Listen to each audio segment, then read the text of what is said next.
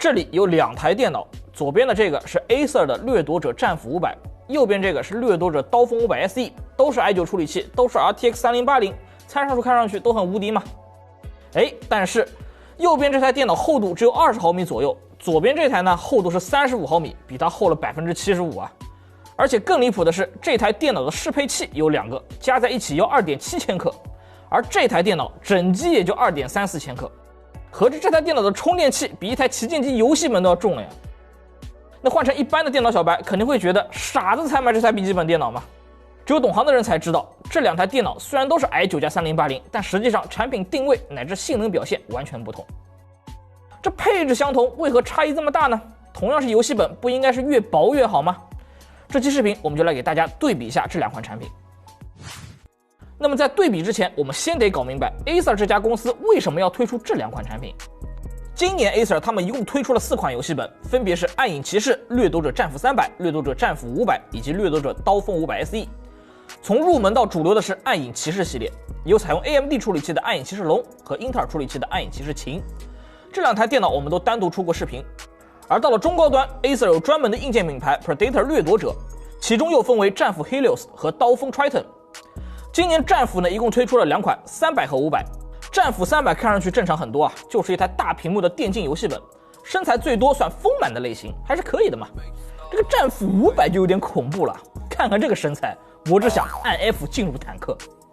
刀锋500 SE 则看上去内敛很多，这 A 面甚至有点商务范。看到这里，相信各位应该懂一些了。这个战斧300和500那就是纯游戏本，专门用来刚正面的。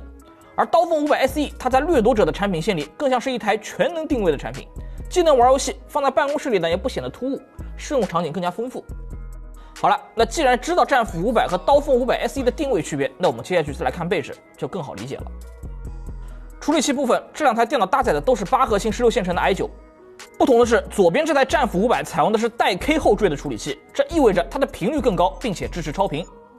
2台电脑的显卡其实也有差别，虽然都是 RTX 3080，都是 GA104 核心，但是右边的刀锋500 SE 是 8GB 显存的版本，最大100瓦功耗；左边的战斧500则是 16GB 显存，最大160瓦功耗。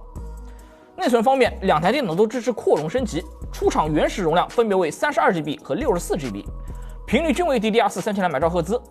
硬盘的情况也是类似啊，2台电脑都是用2根 1TB 的 PM9A1 组成 RAID 0，顺序读写更快。战斧500在此基础上还额外包含了一个2TB 的机械硬盘，可以存更多数据。屏幕部分，刀锋500 SE 标配的是 2K 165赫兹的电竞屏，色域是 100% sRGB。战斧500是 4K 120赫兹的 Mini LED 屏，100% DCI-P3 色域，在分辨率、色域上都更高。价格方面，2台电脑售价都不便宜啊。刀锋500 SE 卖19999元，而战斧500更贵，34999元。这个价格对于钱包和信用卡都是不小的考验。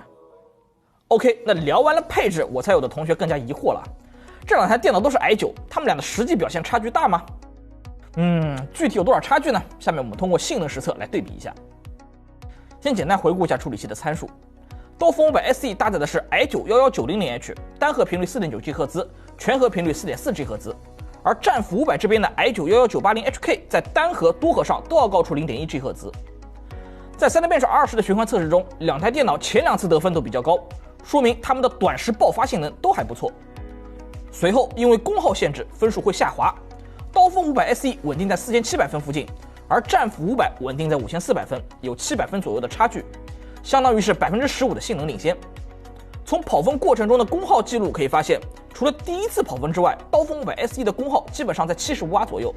而战斧500则是在110瓦左右。对应的频率，刀锋500 SE 在 3.75G 赫兹，而战斧500在 4.25G 赫兹左右。接下来是 X265 的视频编码测试，战斧500的分数是71 FPS， 而刀锋500 SE 则是67 FPS。因为这个测试主要考验的是短时间的爆发性能，因此2台电脑的差距相比 R20 循环要小一些。而单核性能部分，刀锋500 SE 的 R20 单线程分数只有556分，明显落后于战斧500的621分。回看 log 发现，它的 CPU 最大频率被锁在了 4.4G 赫兹，达不到标称的 4.9G 赫兹，因此呢单核分数偏低，可能跟我们这台是工程机有关系啊。如果能正常跑到 4.9G 赫兹，那么这2台电脑的单核性能差别应该不会太大。接下来我们关注显卡性能，在反映 D x12 性能的 3D Mark Time Spy 中刀锋500 SE 是10385分，而战斧500是12886分，分数高了24%。然后是采用 D-11 的 FSE， 刀锋500 SE 12936分，战斧500 15498分，得分高了20%。Super Precision 教室 1080P 场景，刀锋500 SE 6409分，战斧500 8113分，得分高了27%。在跑分中，100瓦的3080受功耗限制，频率比较低。以 TimeSpy 为例，平均只有1350兆赫兹左右，而160瓦的3080则可以跑到1700兆赫兹以上。让我们来小结一下理论性能。战斧500对比刀锋500 SE，CPU 多核性能有大约高了15%，单核表现呢则比较接近，显卡性能高了大约25%，主要是功耗给的更足，核心频率能够跑得更高。那么理论性能大家已经有个概念了，落实到游戏和生产力应用上，两者会有理论测试里的差距那么大吗？我们接着往下看。刀锋500 SE 搭载了 Advanced Optimus， 也就是自动热切换直连和混合技术。这台电脑可以通过独显直连提升游戏帧数，而战斧500由于不支持独显直连，在高帧率的游戏中会有些吃亏。为了对比更直观，我们把分辨率统一设置成2560×1440，其余不变。来看看两台机器的帧数表现。先来看网游部分，Dota 2最高画质下 2K 分辨率，刀锋500 SE 可以跑到174帧，战斧500只有129帧。另一个帧数更高的竞技网游 CSGO 也是类似情况，刀锋500 SE 能够跑到456帧，而战斧500只有351帧。不过热门 3v3 网游 Apex 对独显直连就没那么敏感了，战斧500达到了187帧，比刀锋500 SE 的157帧要高。单机大作部分，老游戏古墓丽影暗影，刀锋500 SE 跑到了82帧，战斧500的显卡更强一些，104帧。地铁离去也是类似情况，刀锋500 SE 是57帧，勉强达到了流畅标准，而战斧500高了10帧，体验更好一些。但是比较吃硬件的赛博朋克2077，两台电脑都没有达到完全流畅运行的标准。在特效全开不开启 DLSS 的情况下，刀锋500 SE 只有38帧，战斧500也只有51帧。不过 RTX 3080支持 DLSS， 在开启后两台电脑的表现都能符合畅玩的标准。简单总结一下啊，在游戏这个部分，刀锋500 SE 支持独显直连，高帧率网游像 CSGO 这种帧数会比战斧500更高，而战斧500的显卡功耗给的足，同分辨率下玩大型单机游戏会更流畅。如果战斧500通过连接外屏实现独显直连，那肯定能够在游戏上完胜刀锋500 SE。我觉得独显直连对于30系的游戏版来说还是很有必要的，希望红旗能够在下代的产品里全线支持。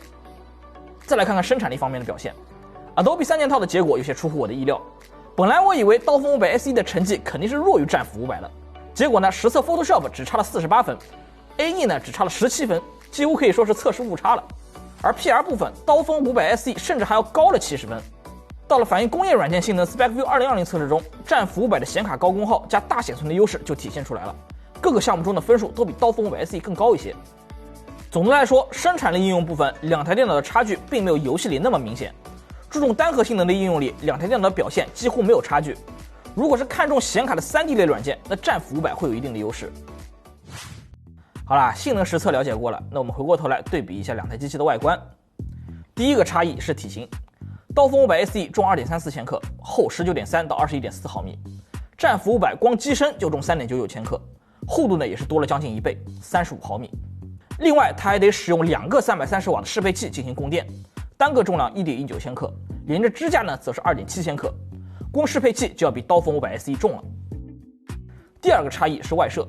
刀锋500 SE 的方向键为全高，没有数字小键盘，它的键程偏短，打字手感很一般。而战斧500在键盘上就要做得更好，标准方向键加数字小键盘，键程也更长，打字手感明显更舒服。另外，它的 WASD 键和方向键可以更换成压杆轴，在赛车游戏里可以实现线性操控。此外，刀锋500 SE 采用了现在常见的一体式触控板，左上角呢集成了指纹识别，手感中规中矩。战斧500呢则是经典的实体按键触控板，虽然整体手感一般，但是操作效率高。最后一个差异是接口，刀锋500 SE 有2个雷电4、2个 USB 3.2 正2速率的 A 口，还有 RJ45 网口、3.5毫米耳机接口、HDMI 2.1 和 UHS 1的 SD 读卡器。战斧500相比刀锋500 SE 多了一个 USB A 口和一个 Mini DP， 但是呢 SD 读卡器却被省略掉了。在轻薄本上，薄往往意味着接口少，但是呢在游戏本上却不一定。从这两台电脑的对比可以看出，现在推出的薄款游戏本的接口未必会比厚重型的少很多。开头我们也提到了，这两台电脑的屏幕规格也有差别。刀锋500 SE 是比较常规的 2K 16赫兹 IPS 屏，而战斧500则是 4K 120赫兹的广色域迷你 LED 屏。至于为什么要这样搭配，我觉得主要原因在于刀锋500 SE 的显卡功耗低，显存也更小，带 4K 屏比较吃力。2K 屏呢可以更好的兼顾高刷新率和分辨率，而战斧500的显卡功耗更高，本身的定位也偏向于极致性能，自然也应该选择更顶级的 4K 迷你 LED 屏。下面进入实测，色域部分，刀锋500 SE 的色域容积为 103.6% 的 sRGB， 色域覆盖 98.3% 的 sRGB。而战斧500要广得多，色域容积 101.4% 的 DCI-P3， 色域覆盖 96% 的 DCI-P3， 但是广色域屏如果不校色的话，往往色准不太理想。在对应的色域下测试，战斧500平均 Delta E 3.03， 最大 Delta E 6.5， 表现一般，而刀锋500 SE 就要好很多，平均 Delta E 1.16， 最大 Delta E 2.06。不过到了亮度这边，迷你 LED 就是碾压级别的优势了。刀锋500 SE 屏幕的最大亮度是538尼特，其实已经很亮了。但是呢，战斧500还要更亮，默认状态下最大亮度625尼特，开启 HDR 时呢，则可以达到全屏830尼特，局部峰值亮度更夸张啊，实测最大可以达到1130尼特。迷你 LED 的另一个优势就是高对比度，在显示高光时足够亮，在显示阴影时呢，也能够足够黑，不会像普通 IPS 面板那样看起来是灰色。最后是很多人关心的调光方式，刀锋500 SE 采用的是全亮度 DC 调光，而战斧500则是全亮度1250赫兹的 PWM 调光，因此迷你 LED 的屏幕在视频里看上去会有频闪，实际上因为它的频率很高，肉眼是观察不到的。在我看来，这两台电脑搭载的都是好屏幕，但是侧重点有所不同。刀锋500 SE 的刷新率更高，色域比较标准，色准更好，而战斧500的迷你 LED 屏则是在参数上更顶级，在亮度和对比度上优势明显，但是色准调教一般。最后，我们也把它们都拆开来对比一下两种类型的笔记本的内部结构。战斧500用了快拆设计，因此呢可维护性相对更高，只需要拧下这里的2颗螺丝，取下快拆板即可完成内存和硬盘的更换。但是如果需要清灰维护，则需要处理大量的螺丝和排线，取下电池后还得处理隐藏的排线和螺丝，最后连着机械硬盘一起取下中框，才能看到完整的内部结构。刀锋500 SE 的可维护性更差一些，因为它的主板是倒装的，内存和硬盘都在正面，取下后盖后不能进行任何操作。如果需要换硬盘、清灰、换硅脂，那需要先把主板整个拆下来才行。拆解的时候要断开所有的螺丝和排线，注意右上角的平线下面还有一颗隐藏螺丝，然后才能取下主板。这两台电脑对你的拆解技术都有一定的要求，如果你不像我一样身经百战，那我建议你没事不要自己动手，把维护工作交给服务站完成就行了。下面来看一下两台机器的内部构造。这里是它们的电池，刀锋500 SE 是 99.98 瓦时，而战斧500的电池反而更小，只有74瓦时。续航时间上，刀锋500 SE 是6个小时45分钟，战斧500呢则是3个小时37分钟。战斧500的功耗太高了，电池的存在性质更像是一个小型的 UPS， 主要是用来断电的时候应个急。这个位置是硬盘，两台电脑都是 1TB 的 PM9A1 组成 RAID 0，实测速度相差不大。小容量的连续读写，两台电脑都能突破5位数。大容量的 HD Twin 测试，战斧500的缓内读写都在8500左右，刀锋500 SE 稍微低一些，在7500左右。另外，战斧500还有一个2.5英寸的硬盘位，默认搭载了一块悉数的 2TB 机械硬盘，如有需要也可以自行更换。内存插槽在这里，刀锋500 SE 是 32G 3200兆赫兹内存，战斧500则是 64G 3200兆赫兹内存，都是双面颗粒，4个 back group。两台机器都运行在3200 Gear 2的模式下，实测跑分差异不太明显。接下来是无线网卡，两台电脑搭载的都是杀手 AX1650i， 是英特尔的 AX201 的套瓦版，支持 WiFi 6。最后来比较一下散热，刀锋500 SE 采用的是3风扇4热管的散热设计，其中2根为主热管，另外2根用来给供电和显存散热。3个风扇中有一个采用了金属扇叶，官方称之为第5代 3D 刀锋速冷风扇，可以提供更高的风量和更低的噪音。战斧500的散热更加凶猛啊，它采用了2个金属风扇加3热管加大面积 VC 均热板的散热模组。如果从侧面观察，它的鳍片面积也要比刀锋500 SE 大得多，散热能力会更强。从拆解环节不难看出，两台电脑由于体型的差异，散热设计和扩展性也不相同。刀锋500 SE 的机身更薄，并且呢采用了倒装主板和大电池，内部看起来更加紧凑，但同时呢也增加了维护难度。战斧500则奔放了许多，散热模组的体积更大，带有快拆设计，还多了一个2.5寸的硬盘位，维护扩展比较方便，但机身也更厚了。最后是两台电脑的散热效果对比，室温25度，关闭 AVX52，单烤 FPU。两台电脑的温度都是100度，刀锋500 SE 功耗70.5瓦，频率3.6 GHz，战斧500的功耗是93瓦，频率 4.07 赫兹。单靠显卡，刀锋500 SE 的显卡是 67.9 度，功耗100瓦，频率1365兆赫兹，而战斧500则是 75.6 度，功耗160瓦，频率1725兆赫兹。双烤，刀锋500 SE 的 CPU 维持在100度，60瓦，3.4G 赫兹，显卡 69.8 度，75瓦，1080兆赫兹。CPU 加显卡的总功耗是135瓦。战斧500的功耗设定就要激进很多了 ，CPU 维持在65瓦，98度，3.3G 赫兹，显卡82.5度，160瓦，1695兆赫兹，总功耗为225瓦。表面温度看图，刀锋500 SE 的最高温出现在了数字9键，43.2度，高温主要集中在中间区域。WASD 键35度左右，空格键37.3度。战斧500的情况也差不多，中央最高42.3度 ，WASD 在34度左右，空格键37.2度。噪音部分，两台电脑的满载人位分贝值都在54分贝左右。刀锋500 SE 这边的风扇更小，声音会更细更尖，而战斧这边的声音则更浑厚。另外，这两台电脑都带有风扇转速拉满的强冷模式，开启之后，这两台电脑的功耗变化不大，温度小幅度下降。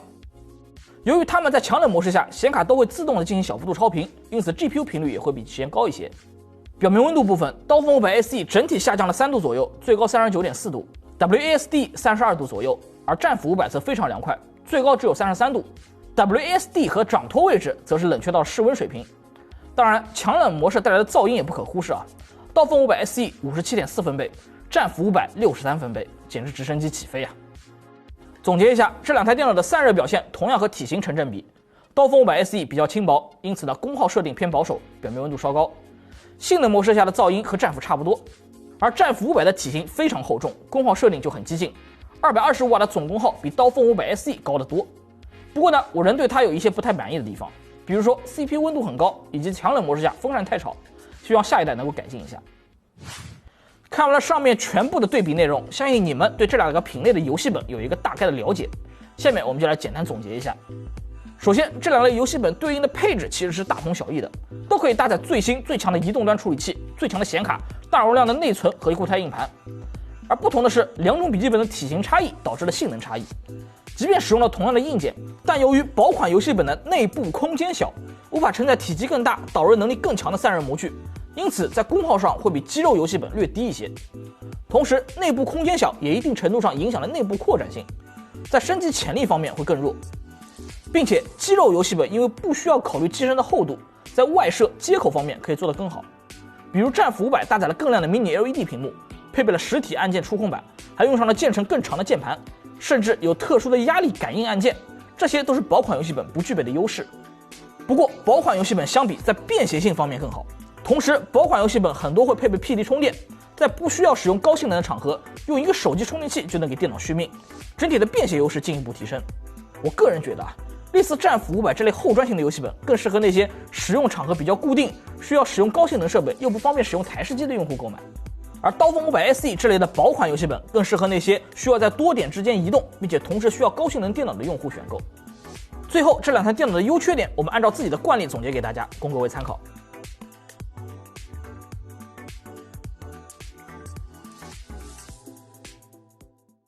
好了，以上就是本期视频的全部内容了。喜欢的话，不妨来个长按点赞，来个一键3连支持一下我们。如果你想每天都和我一起互动，可以关注比巴评测试的官方微信公众号，我每天都会在里面聊一款电脑。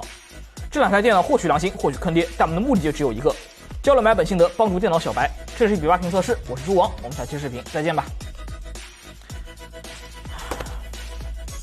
这个迷你 LED 是烫的。